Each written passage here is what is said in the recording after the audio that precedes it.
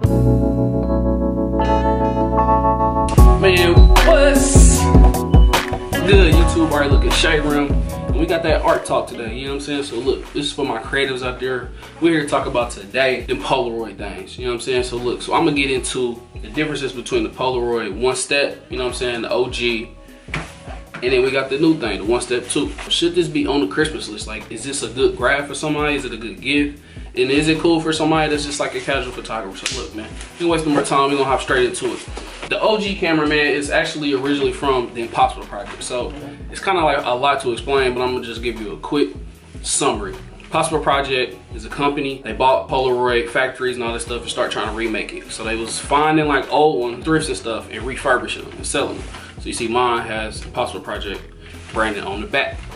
And they was making film for it. Boom, cool. So what happened was they finally, I guess, I don't know, reached an agreement or whatever, and they finally branded everything again as Polaroid. So that's where you get this One Step 2.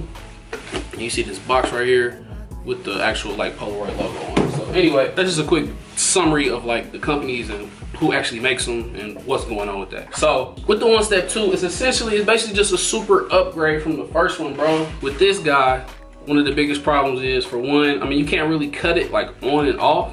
So a lot of times this thing is on and you don't know it. The bulb, if the bulb goes out, it's a B word to replace, you know what I'm saying? It's just a bunch of stuff that comes with a piece of old equipment like this. Versus this new one, there's an on-off switch on the back here.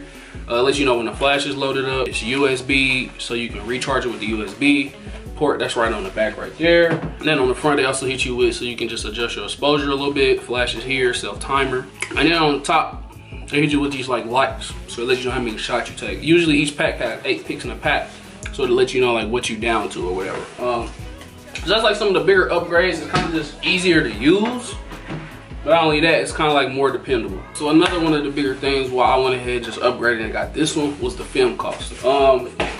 These older packets of film, you know what I'm saying, they was running anywhere from about 30 a piece for an 8 shot. Versus this new film is, I mean, you can get it online for like 15 bucks. So 30 or 15. You know what I'm saying? So cheaper film here, and you get all of the upgrades on that camera. I personally think it's super worth it. You know what I'm saying? So now, does it actually take good pictures? Are the pictures the same as the first One Step? Yes, they are. You know what I'm saying? I'll throw up on the screen just like some comparisons of pictures I took on my original, and then on the other side you'll see to the right is pictures that I took on One Step 2. So as you see, it still has that dreamy kind of like you know, just old 19, like it looked like the 80s, bro. It looked like the throwback, like, bro, I don't even know how to describe it, bro. It's everything vintage in a photo that you could desire, you know what I'm saying? So the last thing, my only complaint about the new one is there is a slight problem with taking the pictures and looking through the viewfinder. So when you look through, and I mean, this is not a problem I had personally, because I mean, I guess I studied photography and stuff, so I don't know, I never really had a problem with it. But when I gave the camera to like family members and stuff to have them take photos, as y'all can see in some of the examples, sometimes it goes kind of high up. So like, you might look through and it look like it's lined up, but there's really a lot of extra space at the top for some reason when you actually take the photo. So that's kind of like one thing I would kind of like, just beware about that, you know what I'm saying? For somebody who's not, I don't know, photo trained or whatever, you know? Just beware of that. If you get this camera, you give it to a family member, they may or may not mess it up, bro. You know? You kind of got one try at this, you feel me? You take it at one time, and hey, you know what I'm saying? It costs money per shot. It's like $2 per shot, so just beware of that. That's like my only complaint about the camera, man. Like I said, I've been using it for like a little over a week now, probably going on 2 weeks. Got the chance to try out the black and white film the other day.